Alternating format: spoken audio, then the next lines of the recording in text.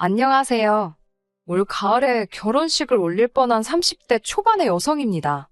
다른 여자들처럼 저도 저만을 위한 한 사람을 기다려왔고, 그게 바로 지금의 남자친구, 그러니까 지금은 헤어진 남자친구라고 생각했네요. 하지만 저만을 위한 남자라고 생각했던 남자친구는 저보다는 오히려 여동생만을 위한 오빠에 가까웠어요. 제가 미쳤다고 그 눈물 나는 우애에 끼어드나요? 어머님과 그 잘난 여동생에게 남자친구 고이 반납했습니다. 저와 헤어진 남자친구는 중학교 동창입니다. 저희가 다닌 중학교는 남녀공학이었고 남자친구는 제 짝꿍이었어요. 친하지는 않았습니다. 남자친구는 공부에 관심도 없었고 성적도 좋지 않았던 반면 저는 공부도 잘했고 성적도 좋았거든요. 한마디로 너무 다른 두 사람이었습니다. 상황이 그렇다 보니 남자친구도 저에게 관심이 없었고 저도 남자친구에게 관심이 없었습니다. 그런 저희가 다시 만나게 된 건 대학교를 졸업한 이후예요. 중학교 때 친구들 중 나서기를 좋아하던 몇몇이 모이자며 연락을 해왔거든요. 나갈지 말지 고민하고 있던 찰나에 한 친구가 혼자 나가기는 쑥스러우니 제발 같이 가달라고 통사정을 해왔습니다. 저도 다른 친구들이 어떻게 살고 있는지 궁금한 마음에 갈등하고 있었으니 못 이기는 척 같이 나가주었어요. 그리고 그곳에서 남자친구와 다시 마주하게 되었습니다. 어린 시절 까무잡잡하고 장난기가 흘러넘치던 남자친구는 키도 훌쩍 크고 자신감 넘치는 남자로 변해 있었어요. 나중에 데이트를 하면서 남자친구에게 들었는데 남자친구 눈에도 제가 많이 달라 보였다고 해요. 예뻐진 외모에 말투도 세련되어져서 정신을 차릴 수가 없었다나요. 아무튼 세월이 지난 탓인지 달라진 외모 탓인지 저희는 서로 누가 먼저랄 것 없이 반가워했고 연락처도 주고받았어요.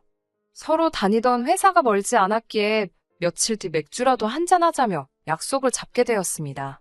그렇게 다시 만난 남자친구와 저는 그동안 서로 어떻게 무엇을 하며 지냈는지 이야기를 나누게 되었어요. 둘 다 다음날 출근을 해야 했기에 한두 시간만 가볍게 이야기를 나누자고 했었는데 문득 시간을 보니 어느새 4시간이 훌쩍 지나 있었어요. 남자친구는 어땠는지 모르겠지만 그때 저는 어쩌면 우리가 더 진지한 사이가 될지도 모르겠다는 생각이 들었습니다. 길다면 긴 4시간 동안 저는 조금도 지루함을 느끼지 못했거든요. 그리고 역시나 제 예감대로 저희는 얼마 지나지 않아 연인 사이가 되었습니다. 비록 같은 중학교를 나오긴 했어도 남자친구에 대해서 제가 모르는 것들이 정말 많더라고요. 기억 속 장난꾸러기로 남아있던 남자친구는 겪어보니 오히려 다정하고 섬세한 사람이었습니다. 특히 가족을 생각하는 마음이 급진했어요. 사귄 지 얼마 되지 않았을 때 일입니다. 아무래도 연애 초반이다 보니 짬짬이 문자로 시시콜콜한 이야기를 주고받고 있었거든요. 그런데 출근한 지 얼마 되지 않은 남자친구가 반차를 쓰고 집에 간다고 하더라고요. 무슨 일이냐고 하니까 자기 여동생이 열감기가 심해서 지금 약 사들고 집에 가봐야 할 것 같다고 했습니다. 당시 남자친구는 5살 어린 여동생과 혼자이신 어머님까지 셋이서 한 집에 같이 살고 있었어요. 말은 안 했지만 전 속으로 어머님도 계신데 굳이 일하던 남자친구가 약을 사들고 집에 가는 게 맞나 싶었습니다. 심각하게 아프면 병원에 가야지 오빠가 간다고 해서 낫는 게 아니잖아요. 하지만 연애 초반에 괜히 그런 소리를 하면 제가 어떻게 보일지 몰라서 아무 말도 하지는 않았어요. 결국 이튿날 남자친구와 문자를 하다가 전날 있었던 일에 대해서 물었습니다. 동생이 얼마나 아팠길래 반차까지 쓰고 갔어야 했냐고요. 그러자 남자친구가 멈칫하더니 좀 유난스러워 보였냐고 묻더라고요. 그러면서 예전 여자친구와도 이런 문제 때문에 자주 싸웠었다며 혹시라도 제 마음에 걸리면 지금 말해달라고 했습니다. 일을 크게 만들려던 건 아닌데 이야기가 엉뚱한 곳으로 튀는 것 같아서 아차 싶었지만 기왕 이야기가 나온 거 확실히 해두는 게 낫겠다 싶더군요. 아프다니 당연히 걱정도 되었지만 동시에 어머님도 집에 계신데 굳이 당신이 간다니 좀 유별나다 싶기는 했다고 말했습니다. 그러자 남자친구는 짧게 한숨을 내쉬더니 이해해달라는 건 아니지만 자기 가족 이야기를 해주고 싶다더군요. 그렇게 의도치 않게 남자친구의 가족 이야기를 듣게 되었습니다. 남자친구와 제가 중학교를 졸업하고 얼마 지나지 않았을 무렵 저도 남자친구의 아버님이 돌아가셨다는 소문은 들었습니다. 왜 돌아가셨는지는 몰랐는데 남자친구의 말로는 스스로 세상을 등지셨다더군요. 갑작스러운 아버님의 죽음으로 집안은 말 그대로 쑥대밭이 되었고 아무도 알지 못했던 빚이 여기저기서 터져나왔답니다. 여러 사람들이 고인이 생전에 빌려간 돈이 있었다며 돈 내놓으라고 쫓아왔고요. 평생 집안일만 하시던 어머님도 그렇고 남자친구도 고작 17살이었으니 두 사람이 무엇을 얼마나 할 수 있었겠어요. 그때부터 어머님은 닥치는 대로 돈 되는 일을 하시면서 생활을 꾸려나가셨고 대신 남자친구에게는 제발 공부를 하라고 빌다시피 부탁을 하시더랍니다. 그런 어머님을 보고 정신이 든 남자친구는 이를 악물고 죽어라 공부만 했대요. 다행히 공부머리가 아예 없던 건 아니었는지 손에 꼽히는 대학에 들어갔고 지금은 알다시피 좋은 회사에 다니게 되었다고요. 남자친구의 이야기를 듣고 있으니 저는 남자친구에 비하면 순탄하게 인생을 살아왔다는 생각이 들었습니다. 저에게는 사업을 하시는 아버지와 유치원을 운영하시는 어머니가 계세요. 저희 부모님은 두 분이 결혼을 하실 때부터 아들이건 딸이건 관계없이 하나만 낳아 최선을 다해 기르기로 하셨답니다. 덕분에 저는 외동딸로서 어린 시절부터 유복한 환경에서 많은 것들을 누리고 경험하며 자랄 수 있었습니다. 구구절절 전부 다 설명할 수는 없지만 명문고를 나와 미국으로 건너갔고 그곳에서 대학교를 졸업한 뒤 한국으로 돌아와 가구회사에 들어갔어요. 남편을 만났을 때는 가구 디자이너로 활동하고 있었고요. 아무튼 이제는 다 지나간 이야기라면서 담담하게 이야기하는 남자친구를 보고 있으니 안쓰럽고 속상했습니다. 그런 힘든 시기가 있는 줄은 꿈에도 생각지 못했으니까요. 진작에 그런 상처를 눈치채지 못한 제 자신이 한심하고 미울 정도였어요. 남자친구가 덧붙이기를 그 힘든 시절에 어머님과 자기가 동생을 많이 못 챙겨서 그런지 동생은 지금도 자기 밥그릇도 제대로 못 챙기고 산답니다. 그래서인지 지금도 여동생을 보고 있으면 늘 마음이 짠하고 안쓰럽대요. 남자친구의 설명을 듣고 나니 어느 정도는 납득을 할 수 있었습니다. 남자친구의 여동생이 정말로 어떤 사람인지 알기 전까지는 그랬네요. 사실 남자친구가 자기 여동생이 소위 지 밥그릇도 못 챙기는 사람이라고 표현하는 걸 들었을 때만 해도 제 나름대로 머릿속에서 그 여동생에 대한 이미지를 좀 안 되고 불쌍한 사람으로 그렸던 것 같습니다. 사람에 대해서 마음대로 이미지를 만들고 편견을 가지면 안 된다는 건 저도 잘 알아요. 하지만 남자친구의 표현과 당시 그가 지어 보였던 표정이 절 오해하게 만들었거든요. 마치 세상에 그렇게 안 된 아이는 없다는 듯 당장이라도 눈물이 떨어질 것 같은 안쓰러운 표정을 보여서 없던 동정심까지 생기게 했으니까요. 그런데 막상 만나본 남자친구의 여동생은 정말이지 어떻게 설명해야 할지 모르겠네요. 1년 정도 만났을 무렵 남자친구는 저에게 이제 진짜 한 가족이 되었으면 좋겠다며 저에게 청혼을 해왔습니다.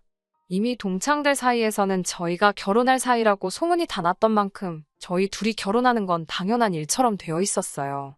심지어 저조차 그렇게 생각하고 있었고요. 그래서 청혼을 받았을 때 정말 깊게 고민하지 않고 그러자 했습니다.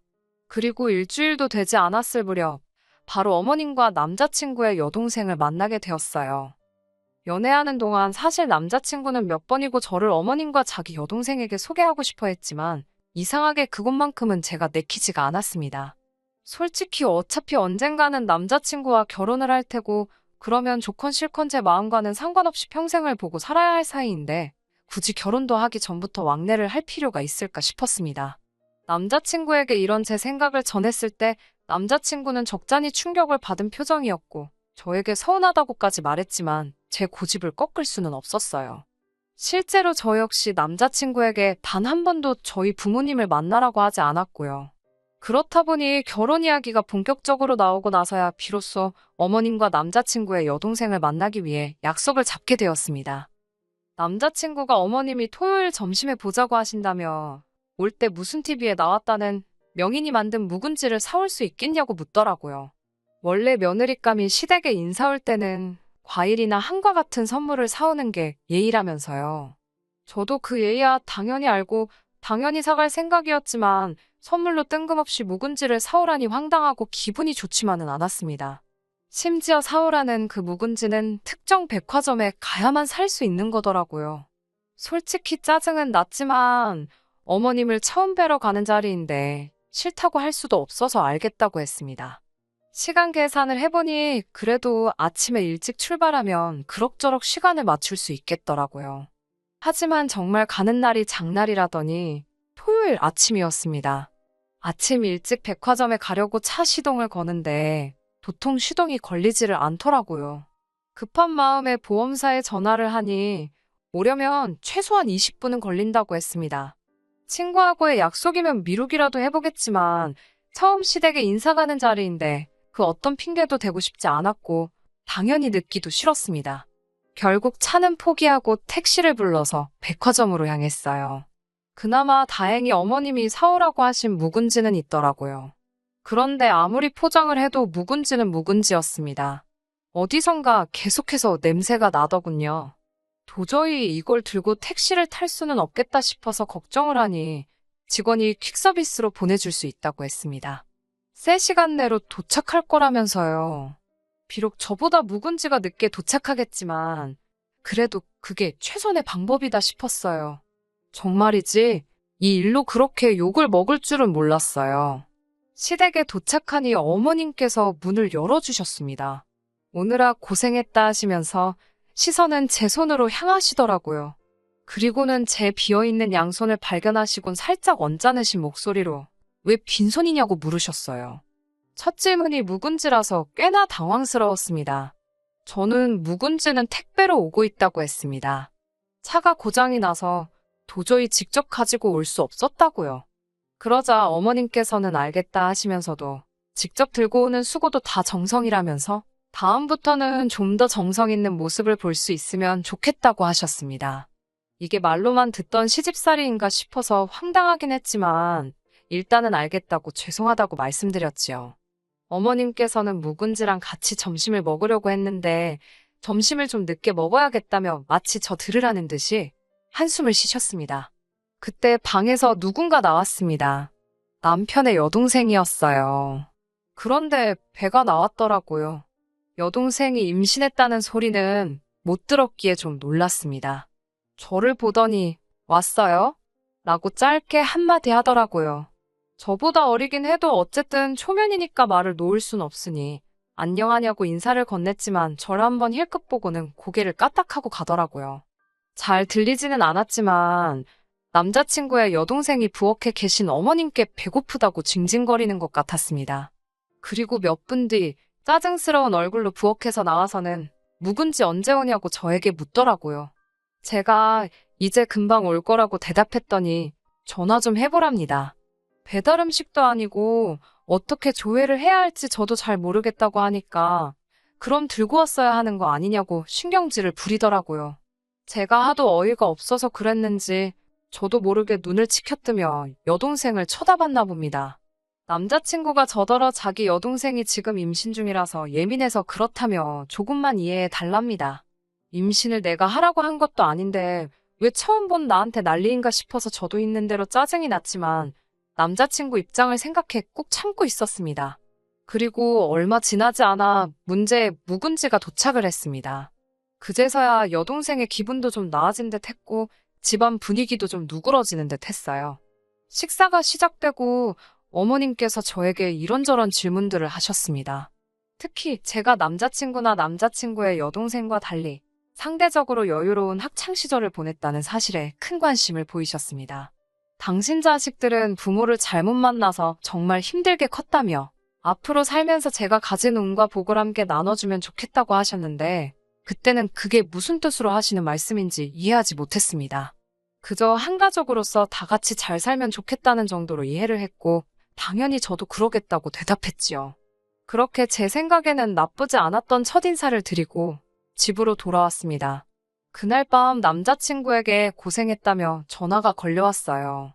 묵은지 일은 미안하다 하면서 자기도 자기 여동생이 임신한 걸 안 지 얼마 되지 않았답니다.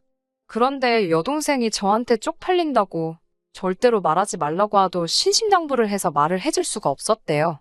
그 말을 들은 제가 아무리 그래도 우리는 이제 결혼할 사이인데 귀띔이라도 해주지 그랬냐고 소심하게 투덜거렸습니다. 솔직히 연인 사이에, 그것도 결혼을 앞둔 사이에 그 정도는 말할 수 있는 거 아닌가 싶었거든요.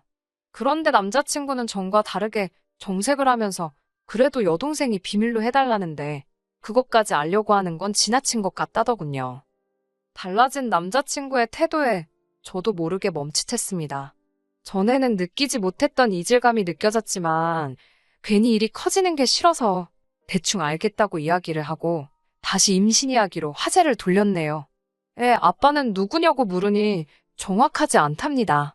동시에 두 남자를 만나다가 두 남자한테 다 들켜서 다 연락이 끊긴 모양이랍니다. 그래서 지금 자기 여동생이 엄청 예민하다면서 둘 중 어느 놈이건 잡히면 가만 안 둘 생각이라고 했습니다. 솔직히 제3자인 제가 듣기엔 어이가 없었지만 당연히 그런 소리를 입 밖으로 내지는 않았어요. 나아가 이런 여자가 내 신우가 된다는 게 좀 찜찜하기도 했고요. 그래도 애써 같이 살지는 않을 거니까 괜찮을 거라고 스스로를 이해시키려고 했습니다. 하지만 신우는 제가 생각한 것보다 훨씬 이상했으며 그런 신우에게 남자친구는 너무나 관대했어요.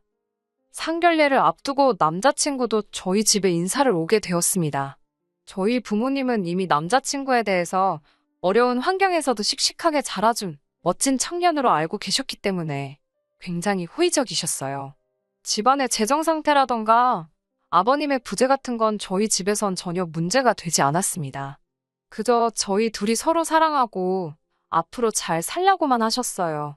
나머지 필요한 건 당신들이 해줄 수 있는 한 힘닿는 대로 도와주시겠다면서요. 정말 분위기도 너무 좋았고 그래서 저희 둘이 파혼하게 될 거라곤 진심으로 꿈에서조차 상상도 못했습니다. 대망의 상견례 날이었습니다. 어머님과 저희 부모님 모두 화기애애한 분위기로 강남에서 상견례로 유명한 한식당에 모이셨어요. 날씨도 좋았고 모든 것이 완벽해 보였습니다.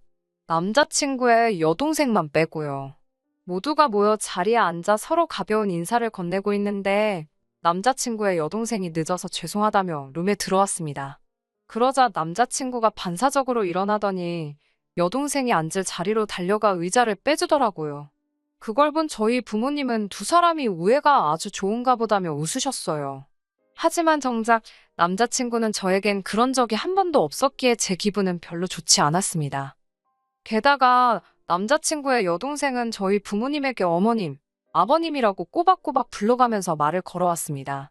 결혼식을 비롯한 신혼살림하고 혼수, 예단 등 할 이야기가 많은데 자꾸 남자친구의 여동생이 쓸데없는 이야기를 하니까 대화의 흐름이 끊어질 수밖에 없었지요.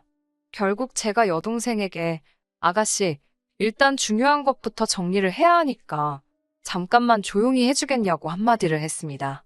그러자 여동생은 저를 보면서 벌써 윗사람 행세하는 거냐고 묻더라고요. 아예 자기가 밖에 나가 있겠다며 당장이라도 일어날 것처럼 쇼까지 하면서요. 그런데 남자친구가 왜 그러냐며 그걸 또 붙잡았습니다.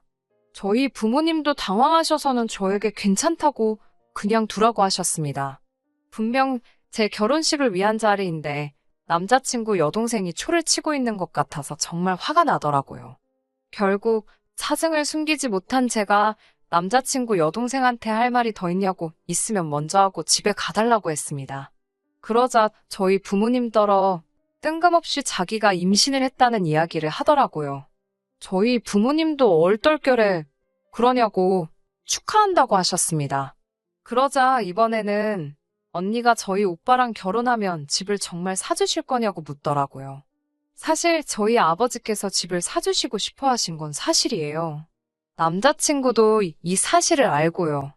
그렇지만 분명히 제가 남자친구에게도 아버지에게도 집을 받지 않겠다는 의사를 밝힌 상태였습니다. 그런데 남자친구의 여동생이 그런 소리를 하니 황당했어요. 저희 아버지께서도 그게 왜 궁금하냐고 물어보시더군요. 그러자 남자친구의 여동생이 한다는 소리가 아주 가관이었습니다. 그 집 사주신다는 돈을 자기와 어머님께 달랍니다. 자기네 집 기둥뿌리 뽑아가는 값이라나요. 저는 제가 잘못 들은 줄 알았습니다. 제 귀를 의심했어요. 어처구니가 없어서 제가 아가씨가 무슨 자격으로 그 돈을 탐내냐고 물으니 옆에 있던 남자친구가 저더러 잠깐만 밖에서 이야기 좀 하자며 저를 불러내더라고요. 그 모습을 본 저희 어머니가 나가지 말라고 들을 필요도 없어 보인다며 저를 잡으셨습니다. 저희 어머니는 이미 화가 많이 나신 눈치였어요.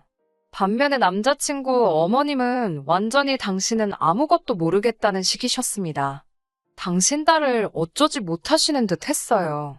아무튼 저는 말 같지도 않은 남자친구 여동생의 언행에 화가 나기도 했고 그 와중에 남자친구는 또 무슨 헛소리를 하려는 건지 궁금하기도 해서 어머니의 만류에도 불구하고 남자친구를 따라 나갔습니다. 남자친구는 저에게 이번에 한 번만 자기 여동생 뜻대로 해달랍니다. 평생을 본인, 그러니까 오빠인 자기한테 치여서 살았다는 자격지심 때문에 지 인생을 허투루 써버린 불쌍한 애라나요. 그거 보상해준다 생각하고 집 사는 대신 그 돈 자기 여동생하고 평생 고생만 하신 어머님 드리자고 하더군요. 두 사람 다 자기 인생에선 무엇과도 바꿀 수 없는 소중한 존재들이라나요. 남자친구는 집값의 절반도 좋다면서 지나간 세월을 돌려줄 순 없으니 돈으로라도 보상을 해주자며 계속해서 저를 설득하려 들었습니다. 어찌나 어이가 없던지 실소가 새 나오더라고요. 제가 그걸 왜 내 부모님 재산으로 하냐고 하니까 네 부모님이 아니고 우리 부모님이랍니다. 사위도 자식이지 않냐면서요. 제가 제정신이냐고 물었습니다. 그러자 남자친구가 그러면 어떡하냐고 오히려 저에게 되묻더군요. 불쌍한 자기 어머니와 여동생은 어떻게 해야 하냐고요. 그런 남자친구를 보며 제가 당신 눈에 당신 가족들이 안쓰럽고 불쌍한 건 알겠지만 그 보상을 왜 내 부모님이 해야 하냐고 다시 물었습니다. 그리고 당신 여동생은 그걸 왜 그렇게 당당하게 요구하는 거냐고요. 이유도 알고 싶지 않고 어쨌든 그렇게는 못 해준다고 선을 그었어요. 그러자 남자친구는 원망이 가득한 목소리로 절 다시 봤다면서 저더러 그렇게 독한 사람이었냐고 그럽니다. 그 돈 없어도 너나 너희 가족은 어떻게 되는 것도 아니면서 정말 너무하답니다. 금수저로 태어나서 복받은 인생인 제가 뭘 알겠냐며 빈정거리기까지 하더라고요. 솔직히 제가 남자친구보다 나은 운명을 가지고 태어났다고 한다면 그걸 부정하지는 않겠습니다. 하지만 남자친구가 그런 식으로 생각하는 사람인 걸 진작에 알았다면 함께 미래를 만들어갈 계획 같은 건 세우지도 않았을 거예요. 저는 뒤도 돌아보지 않고 바로 방으로 돌아가 부모님께 한마디도 더 하실 필요도 들으실 필요도 없다고 말씀드린 뒤 집으로 가자고 했습니다. 이 결혼은 안 할 거라고요. 저희 부모님은 제 말에 놀라신 눈치였지만 바로 납득하신 듯 계산은 저희 쪽에서 하겠다는 말씀만 남기시고 자리에서 일어나셨습니다. 그제서야 어머님께서 뭔가 오해가 있는 것 같다며 좀 더 이야기를 하자고 잡으셨지만 소용없는 일이었어요. 남자친구의 여동생은 저에게 잘 보일 생각이 없는 거냐며 어이없다고 문자를 보내왔더라고요. 그 문자를 저희 어머니께 보여드리니 제정신이 아닌 것 같다면서 상종도 말라 하셨습니다. 저는 동창들 중 가까운 2명에게만 이러한 이유로 결국 파혼하게 되었다고 말했습니다. 소문이 날 걸 알고 있었고 아니나 다를까 금세 다들 알게 되었더라고요. 다행히 예약해놓은 것들이 많지 않아서 손해본 금액은 100만 원 미만이었기에 그냥 제가 안고 가기로 했습니다. 남자친구는 자기가 아무래도 말을 잘못한 것 같다면서 만나서 이야기하자고 몇 번이고 연락을 해왔지만 이번 일로 확실히 알겠더라고요. 단순히 경제적인 것뿐만 아니라 모든 면에 있어서 어느 정도라도 상황이 비슷한 사람끼리 만나는 게 왜 중요하다고 어른들이 말씀하시는지 말이에요. 헤어진 지 얼마 되지 않아서 불현듯 마음이 허할 때가 있긴 합니다만 그래도 생각했던 것보단 의외로 마음이 편하네요. 최선을 다해서 아낌없이 사랑했기 때문이겠지요. 후회는 없으니까 그걸로 됐습니다. 끝까지 들어주셔서 감사합니다. 오늘의 사연은 여기까지입니다. 구독과 좋아요, 알람 설정 부탁드리고 더 좋은 사연으로 다시 찾아뵙겠습니다. 감사합니다.